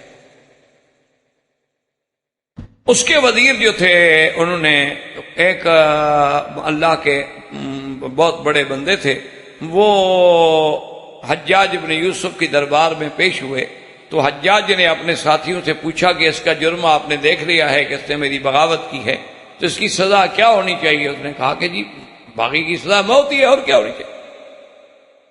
تو وہ سن کر ہنس پڑے۔ تو اب حجاج جیسے عامر کو دیکھا نا جی، عامر کے لیے یہ بہت بڑا غصہ ہوتا ہے نا کہ وہ کسی کو سزا دے اور اگلا مسکرائے، اس سے بڑی سزا اس کے لیے کیا ہو سکتی؟ تو اس نے کہا کہ عجیب بات ہے، تم کیوں مسکرا رہے؟ اس نے کہا نہیں، میں تمہارے وزیروں کی عقل پہ رو رہا ہوں، مجھے ہنسی آ گئی تمہارے وزیروں پر۔ اس نے کہا کیسے؟ اس نے کہا یار تیرے وزیروں سے تو فرعون کے وزیر بھی اچھے۔ انہوں نے کہا وہ کیسے؟ انہوں نے کہا تھا ارجہ واقع ہو، موسیٰ علیہ السلام ان کے بھائی کو چھوڑ دو، کچھ نہ کہو، مقابلہ کرو ان کا۔ تمہارے وزیر فوراً کہہ دیتے ہیں قتل کرو، تو تمہارے وزیروں سے فرعون کے وزیر بہتر ہوئے کہ نہیں ہوئے؟ تو بہرحال انہوں نے مشورہ دیا کہ ارسل فی البدائن حاشرین، کہ اپنے مدائن میں، شہروں میں آپ حکم بھیجیں جناب، ہمارے پاس بھی جادوگروں کی کمی ہے، اگر یہ جادوگر ہیں تو ہم مقابلہ کرتے ہیں ان کا۔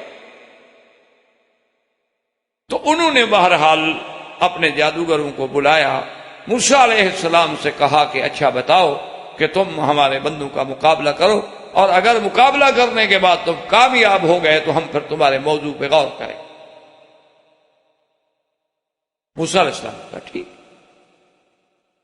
تو قرآن مقدس نے ایک دوسری سورت مبارک میں بیان کیا ہے کہ آپ نے فرمایا کہ ٹھیک ہے ایسا کرتے ہیں کہ یوم الزینہ، تمہارا جو عید کا دن آ رہا ہے نا، قریب ہے، ابھی تمہارے ابھی عید کا دن آنے والا ہے، ان یحشر الناس ضحیٰ، کہ عین صبح کے وقت جب 9-10 بجے کا وقت ہوتا ہے نا کوئی میدان میں، اسی جگہ اکٹھے ہو جائیں گے۔ ایک تو عید کا دن ہوگا، لوگوں کو چھٹی ہوگی، آنے میں بھی آسانی ہوگی۔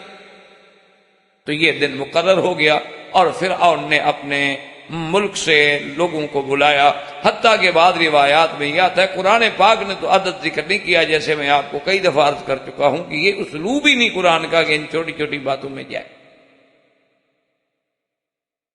لیکن سابقہ کتب سے یہ روایات ملتی ہیں کہ وہاں تقریباً 70,000 جو تھا نا جی جادوگر، اور وہ دور جادوگروں کا دور۔ اسی لیے جادو جو ہے آج بھی سب سے زیادہ جادو جو ہے وہ یہودیت میں ہے، اور یہودیوں کے بعد سب سے زیادہ جادو جو ہے وہ ہندو میں ہے، اور ہندوؤں کی صحبت کی وجہ سے پھر اس کے اثرات بنگال میں بھی پہنچے، برما میں بھی پہنچے، اور وہاں سے پھر ہمارے پاس بنگالی مسلمان بھی اس کا شکار۔ اصل جو ہے وہ یہود تھے، ان میں آج بھی بڑے سے بڑے جادوگر جو ہیں وہ موجود۔ تو موسیٰ علیہ السلام کے مقابلے پر جب وہ جادوگر آئے اور آ کے فرعون کو ملے تو سب سے پہلی بات ہی انہوں نے یہ کی کہ اِنَّا لَنَالَ أَجْرًا إِن كُنَّا نَحْنُ الْغَالِبِينَ، کہ اے فرعون ہمیں یہ بتاؤ کہ اگر ہم موسیٰ علیہ السلام سے آج مقابلہ جیت جائیں تو ہمیں کچھ ملے گا بھی کہ نہیں؟ اسی لیے علماء نے لکھا ہے کہ جتنے باطل لوگ ہوتے ہیں، علماء سو ہوتے ہیں، جھوٹے مولوی اور جھوٹے پیر ہوتے ہیں، ان کی نظر فائدے پہ ہوتی ہے، پیسے پہ ہوتی ہے، ہدیے پہ، نذرانے پہ، کہ کیسے وصول ہو، کوئی طریقہ بنایا جائے۔ تو اب جناب یہ ہے کہ ابھی ہمارے ملکوں میں بھی ایسے ہوا کہ بعض جگہ پر جو بڑی بڑی گدیاں تھیں نا جی، بڑے بڑے مزارات تھے، تو اوقاف نے اپنے کنٹرول میں لے لیے۔ خیر اوقاف بھی سمجھدار ہے، جہاں آمدنی ہو اس کو قبضے میں لیتے ہیں، جہاں خرچ کرنا ہو اس کو نہیں چھیڑ۔ دیکھتے ہیں نا بھی اس مزار پہ آمدنی ہے 50 لاکھ سال کی، خرچ ہے 10 لاکھ، اس کو قبضے میں لے لیتے ہیں، کوئی 40 لاکھ بچتا ہے۔ لیکن اگر ایک جگہ پر خرچ ہے 40 لاکھ اور آمدنی ہے 10 لاکھ تو 30 لاکھ ہنسے دینا پڑے گا، وہ کیوں نہیں؟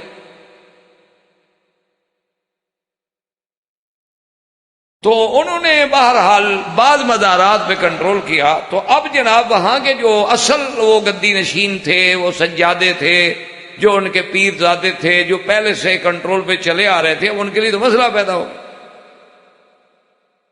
کہ ہم کیا کریں۔ وہ تو اوقاف نے صندوق رکھ دی، وہ جناب سیلڈ ہے کہ جو بھی مرید آئے جناب اس میں نظر نیاز ڈالے، وہ نکلے گی تو پھر اوقاف وہ وصول کرے گی، تو پیر صاحب کو کیا ملے؟ تو ان لوگوں نے جناب کمال ہوشیاری سے بہت سارے مقامات پر ایسے طریقے اختیار کیے کہ وہاں مزارات کے قریب میں اوپر سے جگہ بنا کے سوراخ کر کے نیچے اپنا پائپ لگا کے اپنے گھروں تک پہنچا دیا کہ جب آؤ سلام کرو تو نذرانہ اس میں ڈال دیا کرو، ہمارے گھر میں پہنچ جائے گا، ادھر صندوق میں نہ ڈالا کرو۔ تو فن ہے لوٹنے کا، اللہ تبارک و تعالیٰ معاف فرمائے۔ تو بہرحال تو انہوں نے یہ لکھا ہے کہ علماء سو جو ہیں ان کی نظر یہ ہوتی ہے کہ مجھے ملے گا کیا، اور اللہ والے کی نظر یہ ہوتی ہے کہ میرا رب راضی۔ سنت انبیاء یہ ہوتی ہے کہ لا اسألکم علیہ اجرا، کہ بھئی میں تو آپ سے کچھ بھی نہیں مانگتا، میں تو رات مسجد میں گزاروں گا، میں تو کھانا بھی اپنا پکا کے کھاؤں گا، یار تمہیں پھر بھی دین کی بات کرتا ہوں تو بری لگتی ہے۔ ہم تم سے مانگ تو کچھ نہیں رہے، ہم آپ سے کیا لیتے؟ لا اسألکم علیہ اجرا۔ اسی طرح ایک دفعہ کچھ جماعت کے لوگ، مجھے ایک ذمہ دار آدمی نے بتایا، تبلیغی جماعت کے کچھ ساتھی، کچھ لوگ جو تھے اچھے ان کے بڑے لوگوں میں سے تھے، تو سابق ملک کے پی ایم سے پرائم منسٹر کے پاس ان کی ملاقات تھی۔ تو ملاقات کے دوران میں پرائم منسٹر نے کہا کہ حضرات آپ تشریف لائے ہیں اور مجھے پتا ہے آپ کے خدمات کا، جہود کا، آپ بتائیں مجھ سے کیا چاہتے ہیں، آپ بتائیں، آپ کو حکم کریں، آپ جو چاہتے ہیں میں کرنے کے لیے تیار۔ انہوں نے کہا جی آپ سوچ رہے ہیں؟ انہوں نے کہا بھی دیکھو میں خود کہہ رہا ہوں، آپ نے تو نہیں مطالبہ کیا نا، میں کہہ رہا ہوں کہ مانگو۔ انہوں نے کہا جی ہم صرف یہ مانگتے ہیں کہ آپ 3 دن کے لیے وقت لگا دیں بس، ہم اور کچھ نہیں۔ تو حیران ہو، اچھا سنا ہے کہ اسے لگایا، پھر اللہ عالم میں نہیں جانتا، میں نے تو سنی سنائی بات ہے۔ بہرحال اتنا تو مجھے پتا ہے کہ وہ اجتماعات میں جاتا رہا، لیکن کیا بھی وقت لگایا یا نہیں لگایا اللہ معاف کرے، نہ ہمیں اس سے مانا یہ ہے کہ جو اللہ والا ہے وہ یہ نہیں چاہتا کہ جی مجھے سڑک بنا دو، مجھے گھر دے دو، مجھے مکان دے دو، مجھے کوٹھی دے دو، مجھے بنگلہ دے دو، ہمیں مہربانی کر کے جناب ایک ہوائی جہاز خریدتے ہمیں آسانی رہے گی تبلیغ کرنے میں۔ نہیں، انہوں نے کہا کہ جی آپ وقت لگائیں، آپ دین کے لیے ٹائم دے دیں، بس ہمیں کچھ نہیں چاہیے۔ تو یہ اہل حق کی پہچان، کیونکہ انبیاء نے قرآن میں باقاعدہ کہا ہے کہ لا اسألکم علیہ اجرا ان اجری الا علی رب العالمین، اور انہوں نے کیا کہا ان لنا لاجرا، کوئی ہمیں ملے گا کہ نہیں؟ پھر انہوں نے کہا عجیب بات کرتے ہو، کیسے نہیں ملے گا؟ صرف یہ تھوڑا ہے کہ میں تمہیں انعام دوں گا، انعام تو معمولی بات ہے، میں تو تمہیں اپنا جانشی، اپنا مقرب بنا لوں گا، میں تو تمہیں دربار میں عہدے دوں گا، منسٹریاں دوں گا، وزارتوں کے دروازے کھول دوں گا تمہارے لیے، آؤ تو صحیح۔ تو اب جناب وہ مقابلے پہ آئے اور موسیٰ علیہ السلام سے آ کے کہا کہ اما ان تلقی و اما ان نکون نحن الملقین، کہ کیا تم پہلے ڈالتے ہو اپنا جو دکھانا ہے یا ہم دکھائیں؟ موسیٰ علیہ السلام نے فرمایا کہ نہیں تم پہلے۔ اب انہوں نے جناب جو ہے وہ میدان میں رسیاں ڈالی، اور وہ رسیاں جو تھیں ایسے جیسے ان کو پتہ لگا تھا نا، چونکہ ان کو بتایا گیا تھا نا کہ موسیٰ علیہ السلام بھی لاٹھی ڈالتے ہیں تو سانپ بنتا ہے، اسی لیے وہ ان کے مقابلے کا جادو بنا کے لائے تھے کہ رسیاں جو ڈالی تو ساری سانپوں سے بھر گئی، اور جدھر دیکھو سانپ ہی سانپ، سانپ دوڑے۔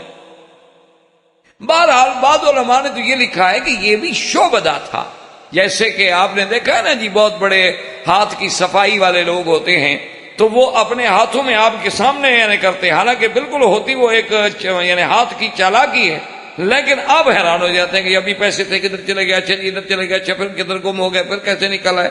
تو یہ ان کا حالانکہ ایکسرسائز ہے، کوئی علم نہیں ہے، یہ علم نہیں ہوتا، یہ تو ایک پریکٹس ہے۔ احباب کرام، اس کے بعد اب آپ اس مبارک سلسلے کی CD نمبر 21 سماعت فرمائیں۔